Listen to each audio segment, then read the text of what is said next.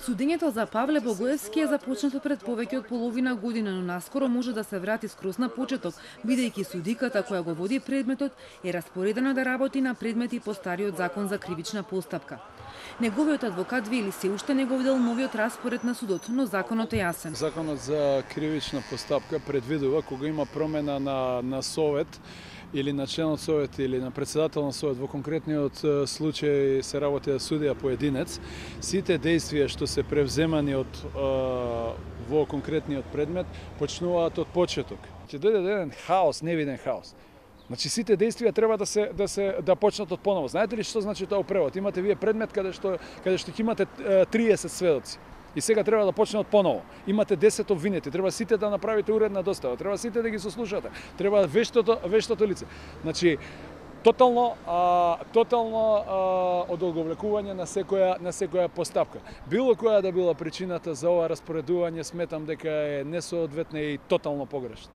Со правосилност на распоредот ќе има промени и во двата предмети на СЈО. За шамарите во општина Центар, каде обвинет екс-премиерот Груевски, екс-министерот за транспорт и врски Јанакиевски, 12 на други, но и за тврдина 2 против Горан Груевски и други вработени во УБК.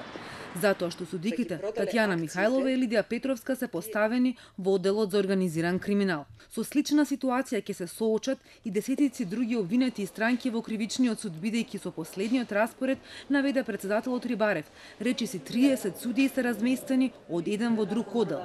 Но Врховен овој пат ги одби сите приговори на судиите. Адвокатите објаснуваат дека председателот на судот има можност за некои предмети што се во завршна фаза да ги остави судиите да ги довршат. Но сепак велат, во најголем број од случаите ќе има непотребни одлагања и штети. Замислете вие ситуација како ја што имам мои лични предмети, каде што застапувам предмет кој што се води можеби 8-9 години. И сега застарува во јуни. И судијата кој што го води, тотално се е извршено во таа постапка, ја преместуваат на така наречен нов ЗКП. И сега тој предмет ќе застаре. Кој ќе биде задоволен тука? Никој нема да биде задоволен. Но зошто се случија овие промени во распоредот на кривичниот суд? Зошто искусни кривичари се ставаат во прекршоци или на стари предмети?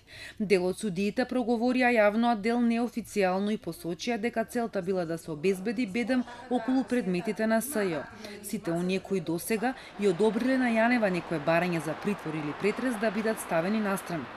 На стари предмети се ставени судиката Гордана Спиревска, која одреди притвор во Труст, Славица Андреевска, која замрзна сметката на Финзи, Весна Димичкова, која даде наредба за претрес на СЈО во УБК. За барањата за притвори и претреси и други наредби на СЈО со новиот распоред ќе одлучуваат екс-председателот Владимир Панчевски, судиките Александра Попстефани и Елена Јосифовиќ, за кои СЈО поднесе представки за одговорност пред Советот за утврдување факти. Во кривичните совети каде се одлучува по жалбите, распоредени се екс-председателот Панчевски, судиката од Пуџбашевска, судиката Лидија Петровска која се споменуваше во бомбите. ВТ председателот Рибарев уште тогаш одговори дека при изготвувањето на распоредот ја зел предвид состојбата со предметите, за остатокот и потребата од дитност во постапувањето. Сега ги исполнил дел од желбите на судиите, другите во текот на годината. Председателот на судскиот совет Караџовски вели дека не сака да се меша во распоредите на судовите и бара без аргументи да не се преюдицира како би одлучиле судиите. Не можем да навлегувам и да разговарам. Значи, како председател на судци има своји ингеренции, кои што согласно законот за судови, деловникот за работа, се негово право, но и негова обврска и тој секој председател одговара за својата работа. Судскиот совет во тој дел не може да му наметне своје мислење каков распоред да направи. И уште еднаш повикувам да не преюдицираме во врска со одлучувањето без разлика дали обвиненијата се од специјалното јавно обвинителство, дали од редовното јавно обвинителство, на крајот основниот суд Скопје е првостепен суд, значи неговите одлуки без разлика какви и во која фаза ќе бидат подлежат натаму на редовни и на вонредни правни лекови. Караџовски не очекува да се создадат големи проблеми во судот со враќањето на предметите од почеток. Ќе бидат надминати сите евентуални проблеми ако има, и тие предмети што треба да бидат започнати од почеток, тоа мислам и луѓето од судството и што следат судството знаат дека не е некој, значи најчесто во најголемиот број случаи не е особен проблем за многу да се одолжи постапката. Разместување на судии последниве денови го брануваат и Врховниот суд, каде на почетокот беше мирно и по првичниот распоред на председателот Јово Вангеловски никој не се жалеше. Но по кусо време го направи првиот потек и ја смени судиката Лидија Неделкова од кривичниот оддел.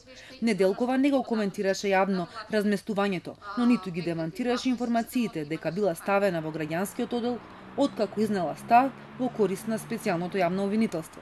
10 дена подоцна, Вангеловски направи нова рокада во кривичниот оддел. Врховната судика Лидија Тасева ја префрлил во граѓанско, а оттаму на нејзино место ја поставил судиката Рахилка Стојковска. Вангеловски ги негираше информациите дека прави распределби во кривичниот совет за да може со 3:2 гласа да минуваат одлуки поврзани со СЈО. Рече дека како председател на судот има обврска да се грижи за таковното работење на судот и дека кадровските разместувања ги направил, откако проценил дека тоа е подобро решение за функционирањето.